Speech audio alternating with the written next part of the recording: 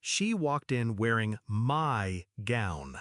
The silk I'd chosen, the cut I'd tailored, the fabric I'd paid for. And on her arm, my fiancé, smiling like betrayal was just another joke. "Surprise," she giggled, spinning once so the hem brushed the floor. "We're eloping tonight." My mother clapped, eyes gleaming. "She looks so much better in white." The room tilted, my breath slowed. But I didn't flinch. I smiled, pulled out my phone, and showed them something that froze their smiles instantly. This wasn't sudden. My sister had been trained since childhood to believe everything of mine should be hers: toys, clothes, attention. And when she wasn't given it, she took it anyway, wearing her theft like a crown. I covered for her for years, protected her, even loved her, despite the cuts she left in her wake. And my mother, she encouraged it.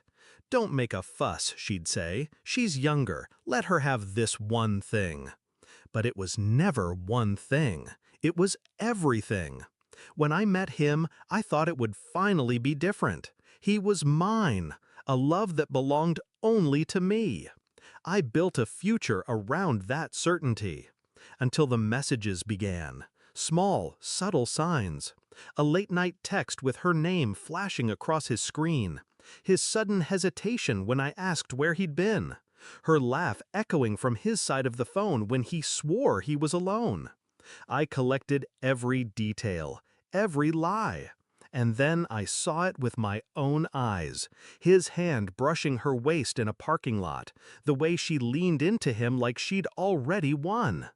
That night, I stopped being the victim. I didn't rage, didn't scream. I planned. Quietly, carefully. First, I went to the bank, froze the joint account, shifted funds, transferred the house deed I'd put in his name back to mine. A signature forged with a precision he'd never notice until it was too late. Second, I visited my lawyer. A prenuptial agreement already waiting, ironclad.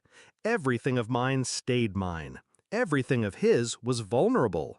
And the moment he cheated, it was void. Third, I pulled my sister's phone records. Easy, once I had her password.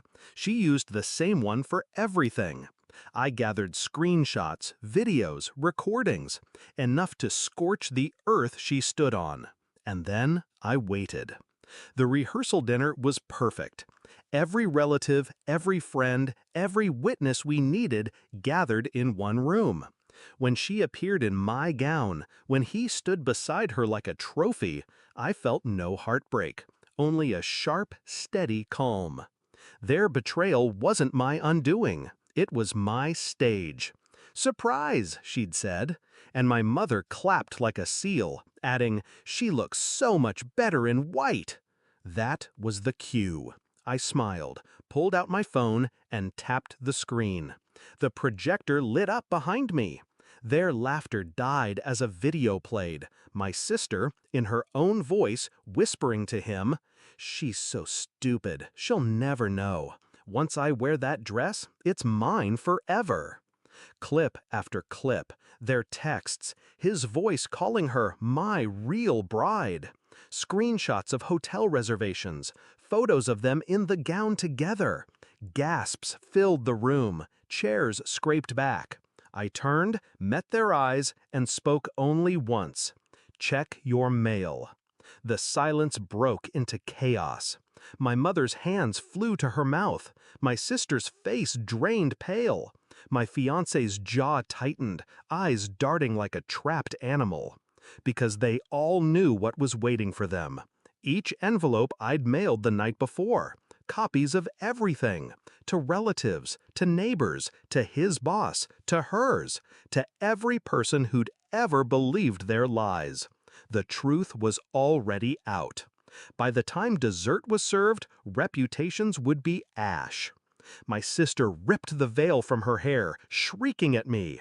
My mother turned on her, hissing, "You couldn't keep this quiet?" My fiancé reached for me, begging under his breath. I didn't move, didn't blink. I let them unravel, the three of them clawing at the pieces of their perfect little scheme, while the audience they craved so desperately turned away in disgust.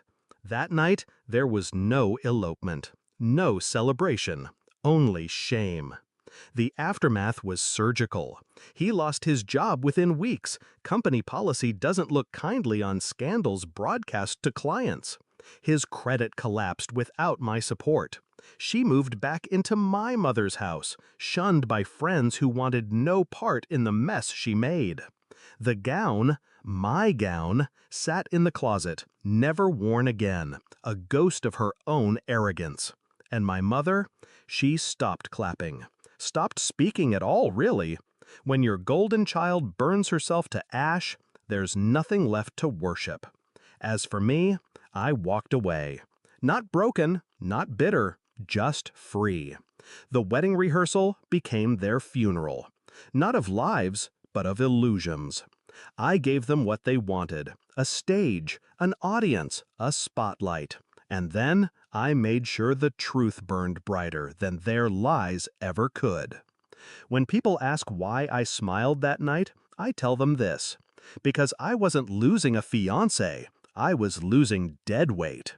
And I wasn't watching my sister win, I was watching